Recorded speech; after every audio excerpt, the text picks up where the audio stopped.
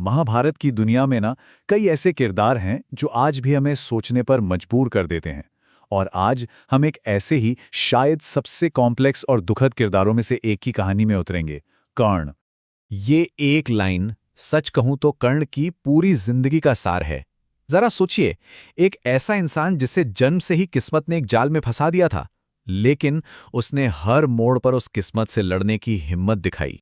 तो कर्ण को सही मायनों में समझने के लिए ना हमें उनकी कमियों से पहले उनकी खूबियों को देखना होगा। आखिर वो क्या बातें थी जो उन्हें एक महान नायक बनाती थीं।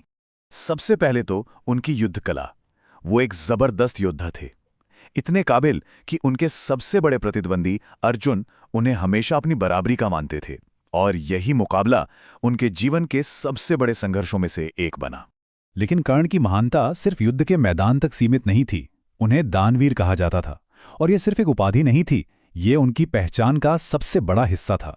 एक ऐसा सिद्धांत जिसके लिए वो कुछ भी कर सकते थे। कहते हैं कि भगवान कृष्ण ने खुद उनकी इस दानवीरता की तारीफ की थी। उनकी उदारता की तो कोई मिसाल ही नहीं है। इसका सबसे बड़ा सबूत है उनके जम से मिले दिव्य कवच और कुंडल का दान। वो जानते थे कि ये उनकी जान ले सकता है, फिर भी उन्होंने अपने वचन को निभाने के लिए मांगने वाले को खाली हाथ नहीं लौटाया। ये एक ऐसा दान था जिसने उन्हें अमर से नश्वर बना दिया। पर इन सभी महान गुणों के बावजूद कर्ण के किरदार में एक बहुत गहरा जख्म था।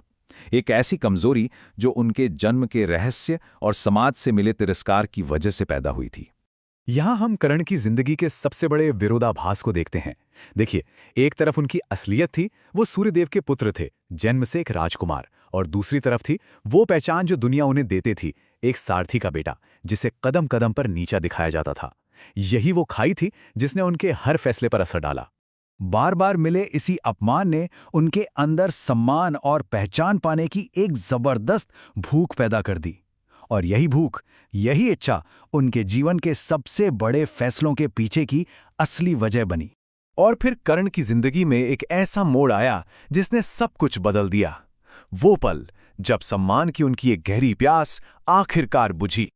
एक शस्त्र प्रतियोगिता का सीन था। कर्ण ने अर्जुन को चुनौती दी, लेकिन उन्हें अपना वंश बताने के लिए कहकर रोक दिया गया।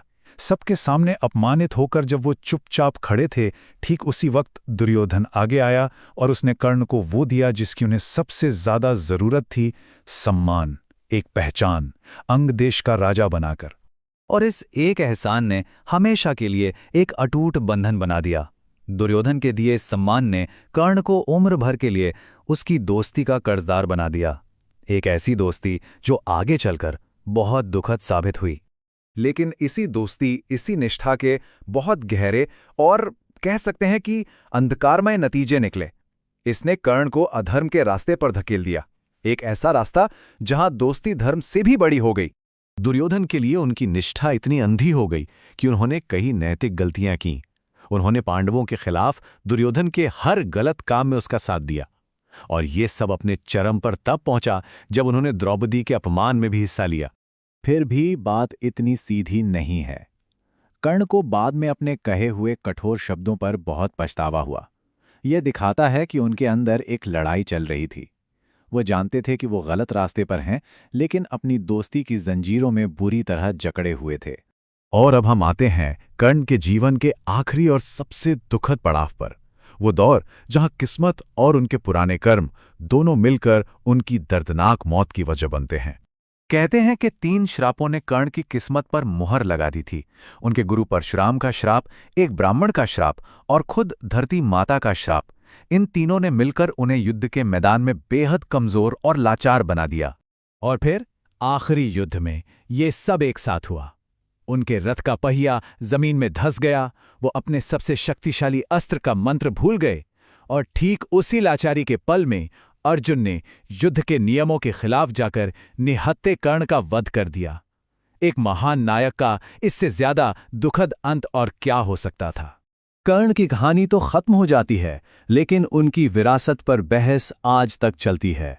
वो असल में कौन थे, हालातों के शिकार या अपने फैसलों के खलनायक? कर्ण का जीवन हमें बहुत कुछ सिखाता है। यह हमें याद दिलाता है कि हमारी असली पहचान हमारे जन्म से नहीं, हमारे कर्मों से बनती है। ये बताता है कि दोस्ती या एहसान का बदला चुकाना जरूरी है, लेकिन धर्म के रास्ते पर चलकर। अधर्म के लिए दिखाई गई वफादारी भी अधर्म ही कहलाती है। तो हम आपको इसी सवाल के साथ छोड़कर जाते हैं। किसी इंसान को हम आखिरकार किस चीज से पहचानते हैं? उसकी अच्छाइयों से, उसकी बुराइयों से, या उसकी वफादारी से? कर्ण की कहानी दिखाती है कि इन सब के बीच की लकीरें कितनी धुंधली हो सकती हैं।